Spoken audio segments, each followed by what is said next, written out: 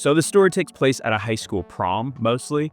There are hunters trying to kill a kid vampire, and his bodyguard is a 17-year-old girl with a knife in her sock. It's called Stake in the Heart, and I actually wrote it for my comic anthology, Print is Not Dead, and I think it has one of the most ridiculous endings I've ever put in a comic. And people have told me, it's like, how does this work? It's such a good ending. So the way it starts is this. We see a foot coming out of a car, and she's saying she's scared. She's wondering what happens if she fails. And a man says, trust in your training.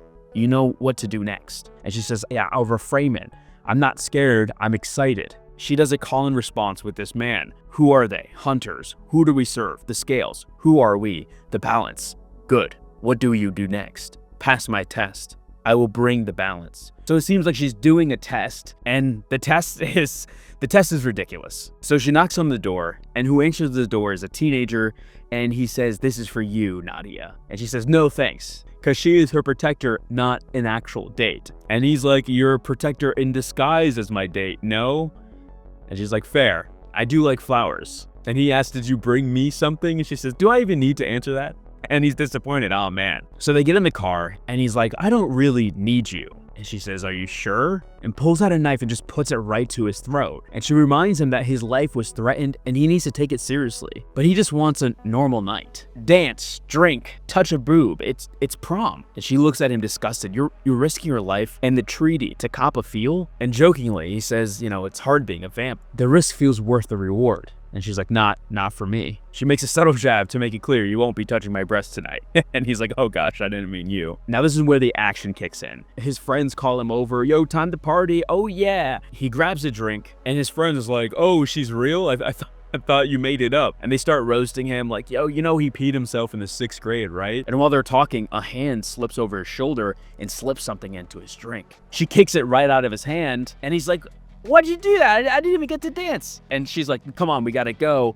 And the guy who she kicked the soda out of the hand is like, you stained my tux. And he grabs her, get out of here. And she's not taking that. She grabs his hand back and flips him right over, and she won't leave without her date. They start to make a run for it. Of course, the guy catches up, and it's time to bring it on. So this fight is like really sick, I think. I tried to balance what it would take for a 17-year-old girl to take on a burly man, leveraging his ego, dodging out of the way until she finds an opening, which she does, and lands a massive blow on his face. And this is where it gets scary, right? She goes for another punch, and he grabs her, pulls her in close, and starts choking her out. Tyler, the vampire, is being choked out too. She acts quickly, grabs her knife, stabs the guy in the arm, throws the blade into the guy's eye, and well, you know, it doesn't end so well for the other vampire hunter. The first vampire hunter is like, you know what that means? And she's like, yeah, I do. You're next.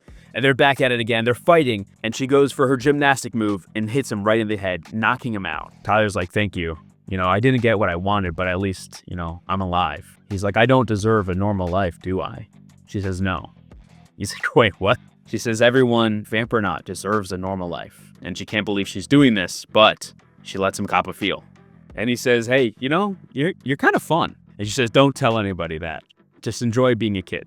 If you tell anybody I'm fun, I'll kill you. And then she goes back in to finish her training. And so that's Stake in the Heart, and it's just kind of the story I love to write. If you want to read this one and the rest of the collection, Print is Not Dead is available right now. It's a 120-page comic anthology with over 20 different stories inside. It was illustrated by over 20 different artists from all around the world, all written by myself, inspired by Manga Digest and Stephen King short story collections. But it's not just horror, it's also action, fantasy, sci-fi, comedy, and more. I like to say it's a little bit of everything for everyone. If my book sounds interesting to you, click this link right here to shop Print is Not Dead. I'll be hand signing every book that anybody buys and giving some free stickers away. If you want to keep hanging out, click this video on the screen. YouTube thinks you'll like it.